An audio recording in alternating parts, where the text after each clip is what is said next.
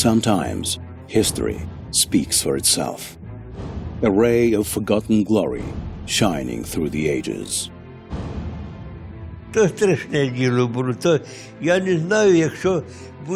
It was a hell of a time. If 80% of the documentary is true, I'm not sure that people will believe it or even be able to cope with it.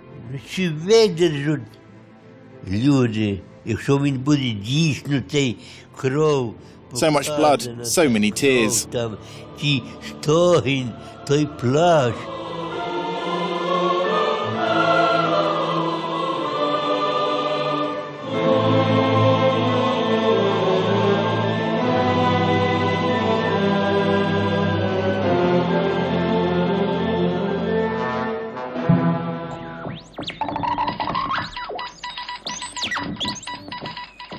On June the 25th, 1954, the first SOS messages were broadcast on high-frequency radio from the Kengir prison camp in the Soviet Union.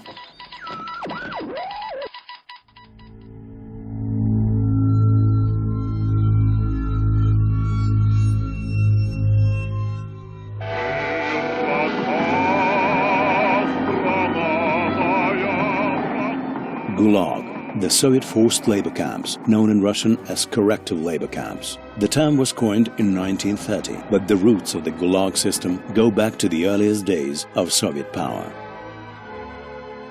At the beginning of the 1920s, one of the first camps began receiving enemies of the people.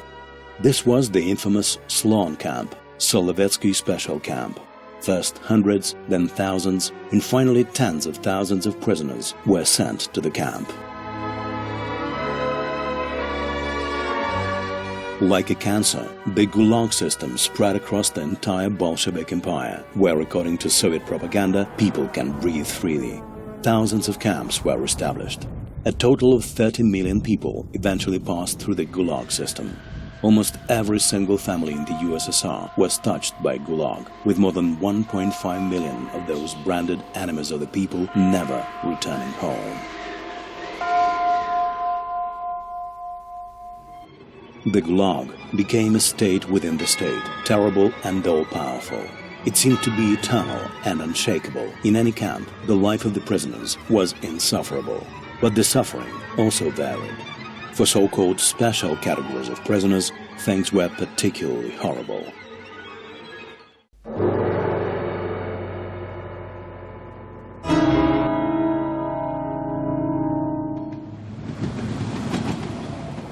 Camp number 4, Steppe, was one such type of camp. At the beginning of 1954, there were more than 21,000 prisoners held in these conditions. The third division of the Steppe, which was the special camp for political prisoners, was created by order of Stalin in 1948. These special camps were created for especially dangerous political criminals, such as anarchists, members of the Party of Socialist Revolutionaries, and enemies of the people.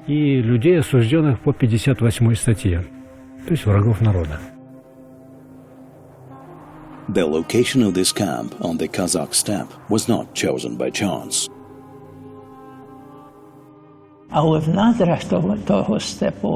There are immeasurable riches in the bowels of this prairie, but the authorities focused on copper.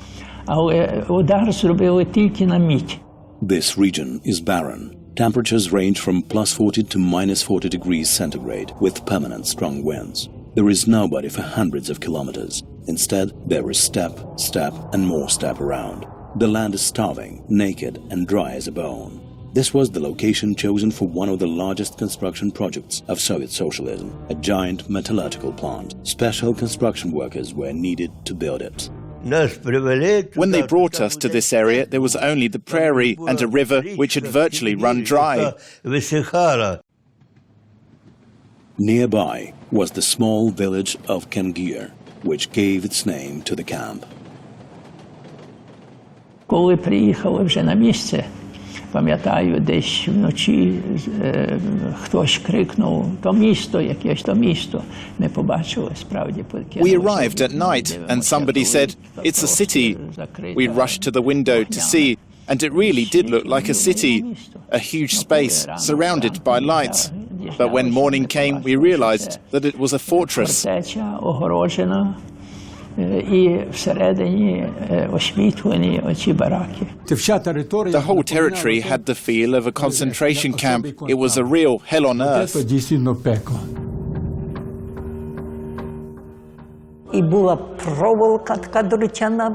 The camp was surrounded by barbed wire and guarded by soldiers perched in watchtowers.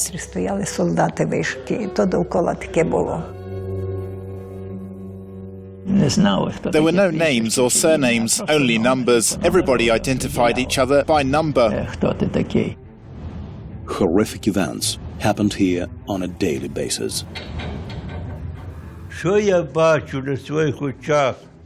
This is what I saw with my own eyes.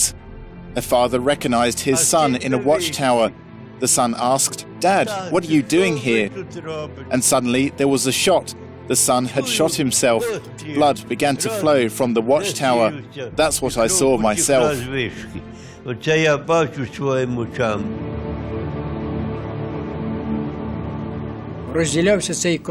The camp was divided into 5 divisions.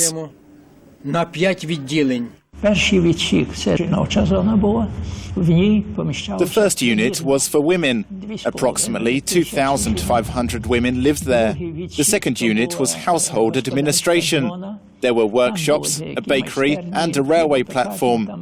The next unit was for those serving 10-year sentences. I was in that unit.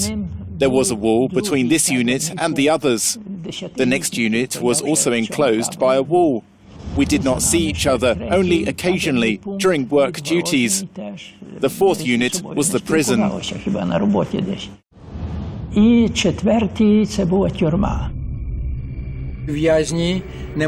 The prisoners did not have the right to meet relatives. The windows of the barracks were barred and all doors were locked. It was forbidden to go outside. It was a high-security camp. It was prison inside a prison. You did not have the right to leave.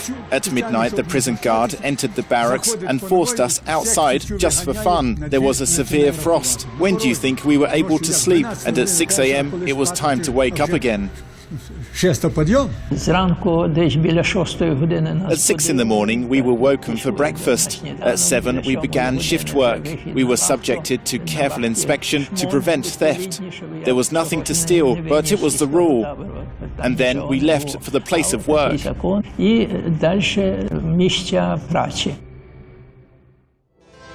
There were a lot of people in Steppe engaged in copper ore mining. One of them, Ferenc Varkany, recalls, "If a prisoner had not died of tuberculosis, then he would likely die as a result of exposure or accidents. It was common at that time." Prisoners had to contend with a lot of enemies. The first enemy was the cold. There was no shelter from it. When a prisoner's shoes were ruined, he would have settled for so-called chuni. Це відходи з автомобіля, оці колеса. Chuni makeshift shoes were made from car tires. We made them using tires and wire, and that was all. Minus 30 to 35 and no other shoes. When they counted us, we were frozen. Зимою там 30-35 градусів. Поки ведуть, поки рахують, нас там замерзав зовсім. The second enemy was starvation.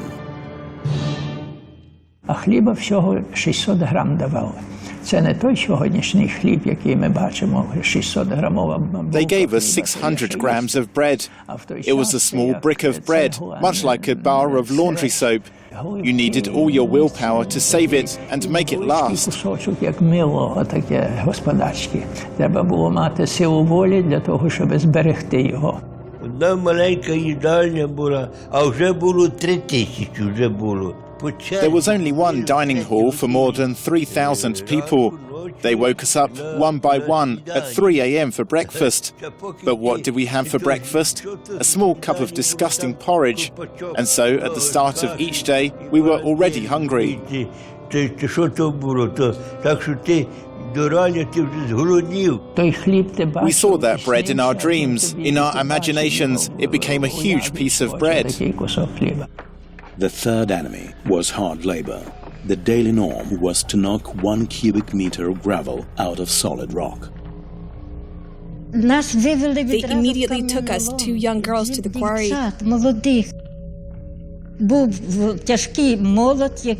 The hammer and crowbar were so heavy that I couldn't lift them. I refused to work and said that it's very hard for me. I was punished at once, 10 days in the punishment cells. І мене покарали відразу. 10 діб карцеру. If you did not produce the norm, you received less bread. Дали мені кияню і лопату. They gave me a hammer and shovel and sent me to the stone quarry and said, dig. Абсолютно нічого. There was no place to get warm. I chipped away again and again, and finally I collapsed. I became dangerously thin. Все. Став дистрофом.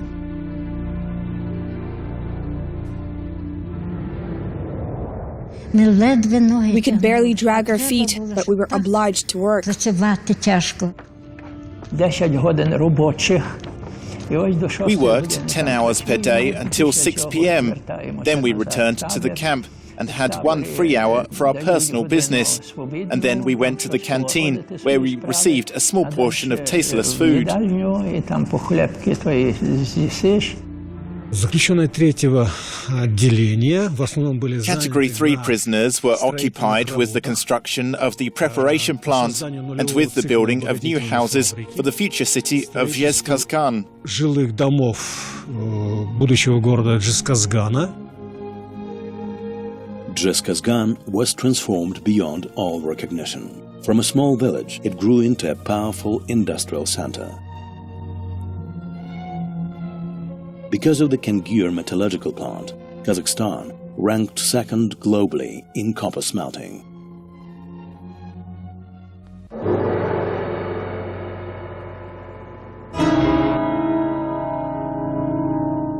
75% of prisoners were Ukrainians from Western Ukraine. There were small amounts of Poles and Belarusians. Most all were Ukrainians, though, and all were young.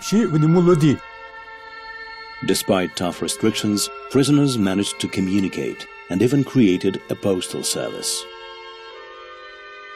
На будівлі працювали ув'язнені. Так вдень працювали чоловіки, а в ніч виводили жінок.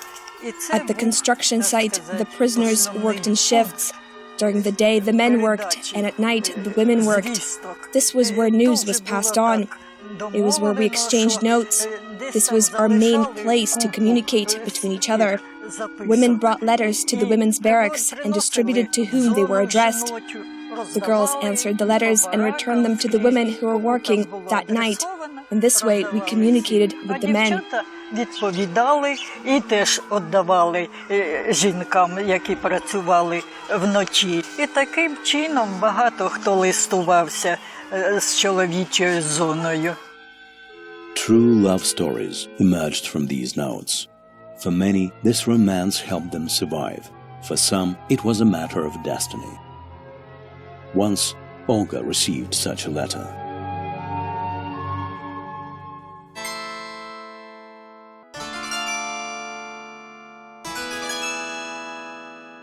Я дуже здивувалася, того, що взагалі ні з ким не переписувалась. I was surprised because I had never had a pen pal, and I was surprised that a foreigner would be interested in me. Why was I interesting for him? I don't know. He wrote about himself, told me about his family, that he had a brother in England. His mother's name was Anna. Що у нього брат в Англії, а мати його Анна була. For 10 years, he was moved throughout the Soviet camp system. In Kengir, he was the camp doctor. He first saw her at the medical center. Neither the prisoner beaten down by life nor the girl from Lugansk region could imagine that this brief meeting would play such a huge role in their lives.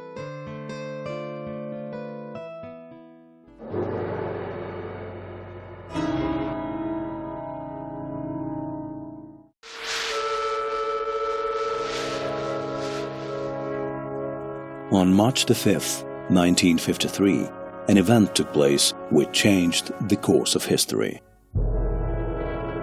Нас викликали всіх до прохідної.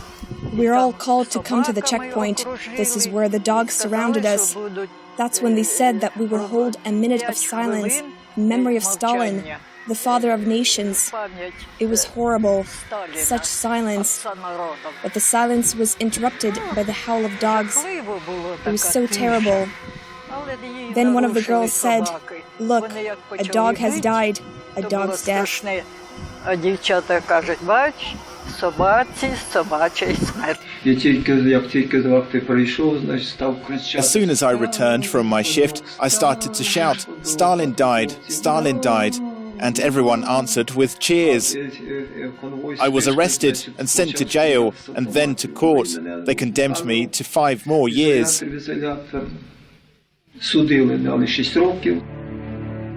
Ferenc Varkany recalls the aftermath of Stalin's death in his book Till One Day. By June 1953, more than 100 prisoners had been brought to Kengir as punishment. All of them were condemned to 25 years because they had got drunk to celebrate Stalin's death.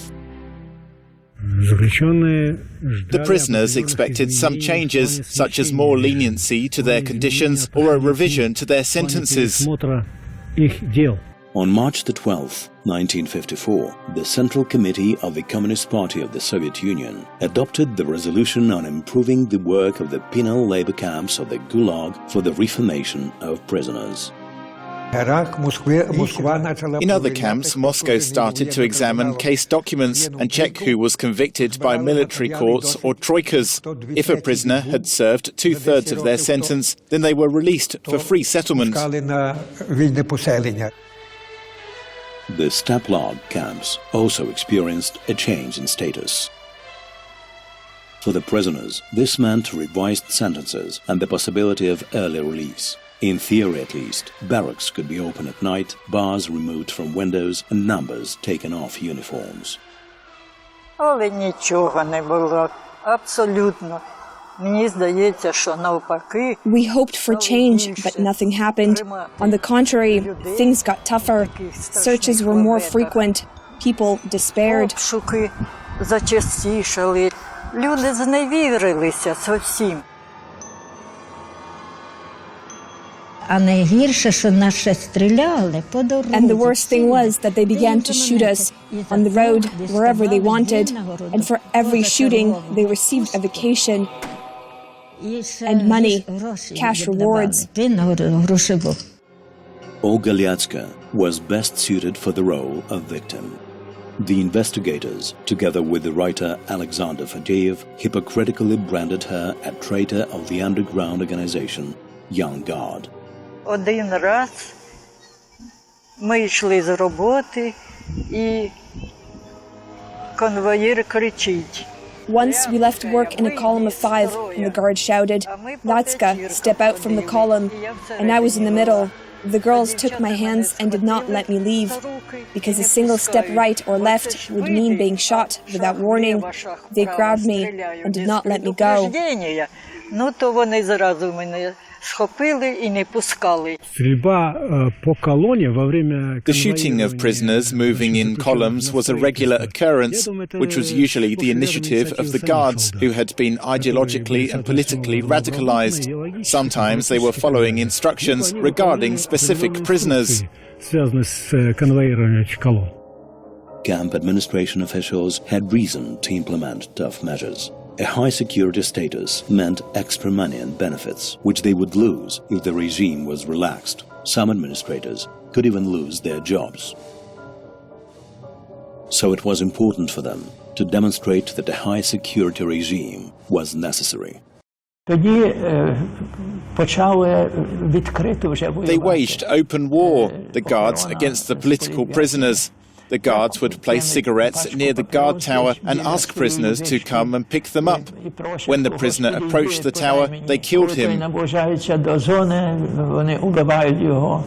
The camp administration had to demonstrate that they were like faithful dogs, always ready to act in their master's interests. Any conflict with political prisoners would serve their purposes, so the guards regularly arranged provocations. The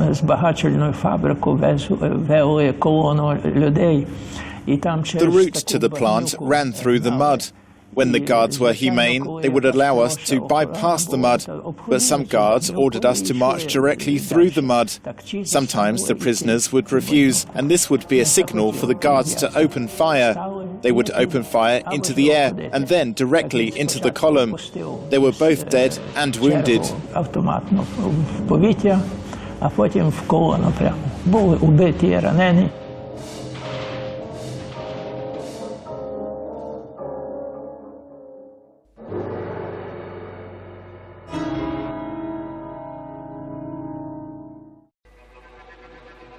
From 1948, criminals and political prisoners were kept in different camps.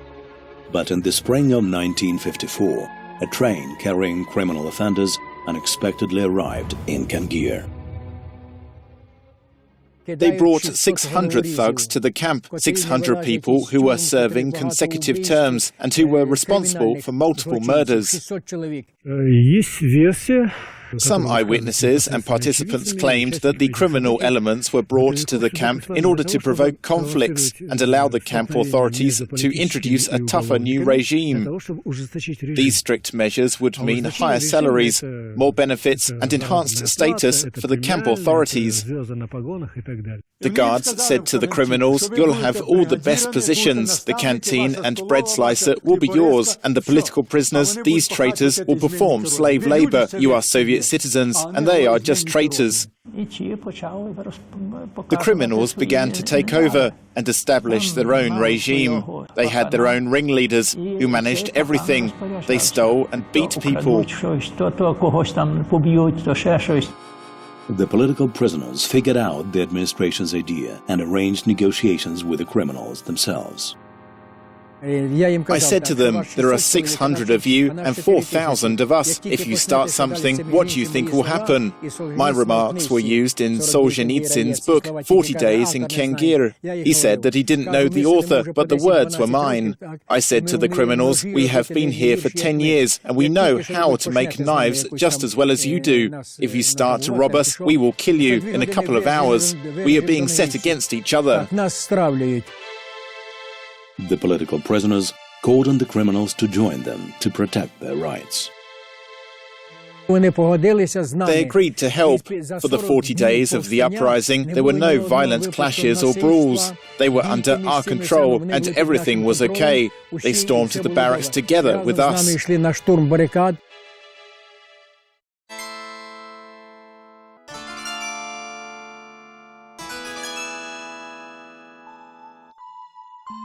Olga wanted to meet the person who had been writing to her, and she did manage to make it happen. Навкруги зони чоловічої посилали дівчат від паркану, такий височинний паркан був, сніг відкидав. Sometimes girls worked near high fence separating the men's zone. Girls tried to be assigned there in order to see the man they were corresponding with. I also managed to be sent there. The fence was high and there was a lot of snow. I asked the men to call for Varkoni from the medical center. That was our first date. Так що нас видно було наскрізь. Ну, я попросила, щоб визвали Varkoni із санчасті. І ото ми вперше побачилися. This short meeting was enough to awake feelings in her heart. And whenever she thought of him, her thoughts would be about... В основному... It was mostly about love.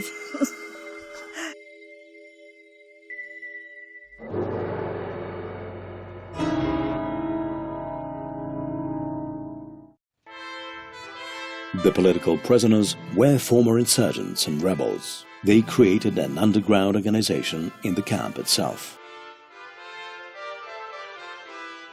В лагер в той час вже попадали більше More and more educated people were being sent to the camps in those days, including doctors, priests, scientists and students.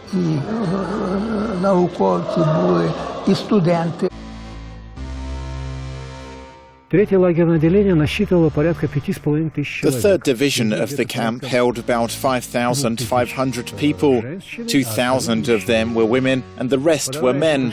The majority of them were convicted of crimes under the so-called 58th article, representing such nationalities as Ukrainians, Lithuanians and Russians.